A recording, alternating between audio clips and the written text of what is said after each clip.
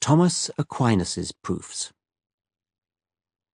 The 5 proofs asserted by Thomas Aquinas in the 13th century don't prove anything, and are easily, though I hesitate to say so given his eminence, exposed as vacuous.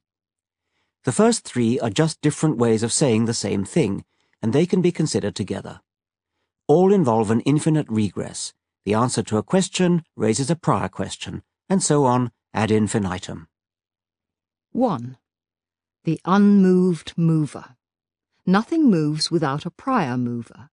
This leads us to a regress from which the only escape is God. Something had to make the first move, and that something we call God.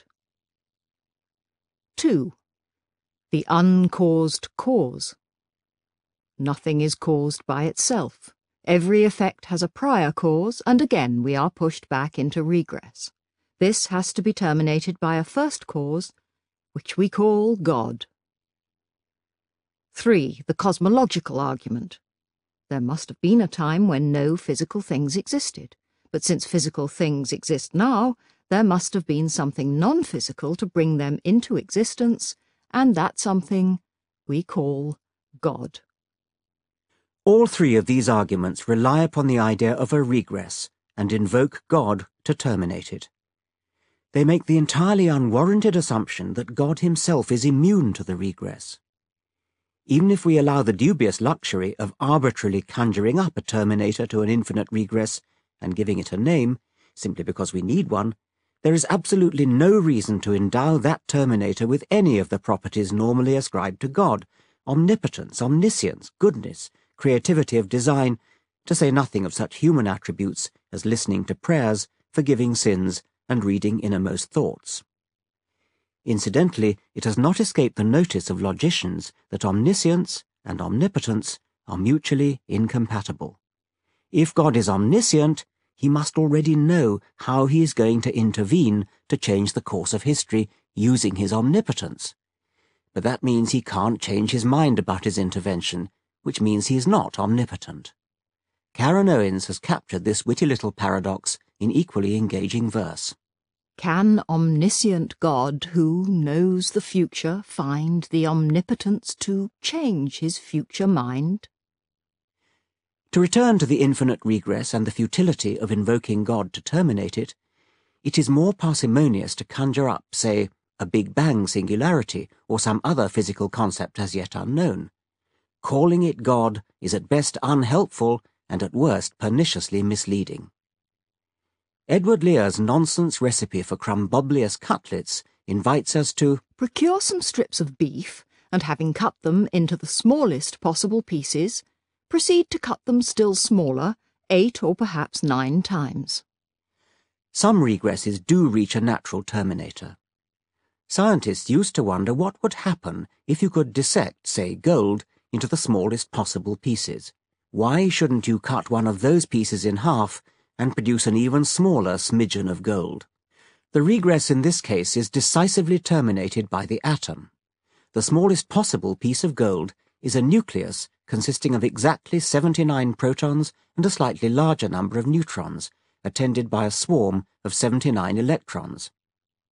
If you cut gold any further than the level of the single atom, whatever else you get, it is not gold.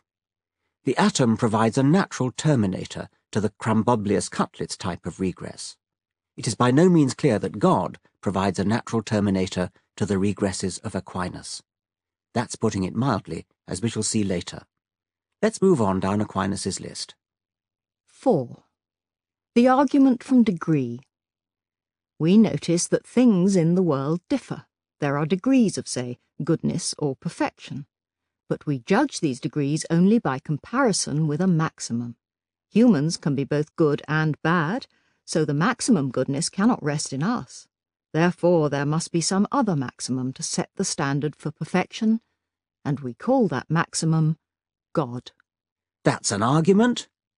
You might as well say people vary in smelliness, but we can make the comparison only by reference to a perfect maximum of conceivable smelliness.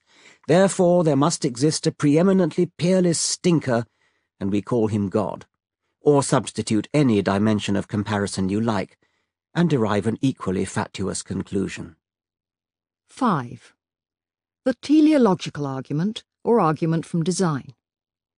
Things in the world, especially living things, look as though they have been designed. Nothing we know looks designed unless it is designed. Therefore, there must have been a designer, and we call him God. Aquinas himself used the analogy of an arrow moving towards a target, but a modern heat-seeking anti-aircraft missile would have suited his purpose better.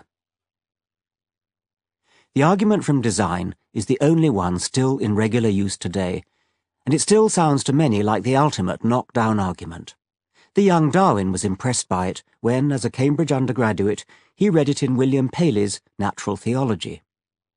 Unfortunately for Paley, the mature Darwin blew it out of the water. There has probably never been a more devastating rout of popular belief by clever reasoning than Charles Darwin's destruction of the argument from design. It was so unexpected. Thanks to Darwin, it is no longer true to say that nothing that we know looks designed unless it is designed. Evolution by natural selection produces an excellent simulacrum of design, mounting prodigious heights of complexity and elegance. And among these eminents of pseudo-design are nervous systems which, among their more modest accomplishments, manifest goal-seeking behavior that, even in a tiny insect, resembles a sophisticated heat-seeking missile more than a simple arrow on target. I shall return to the argument from design in Chapter 4.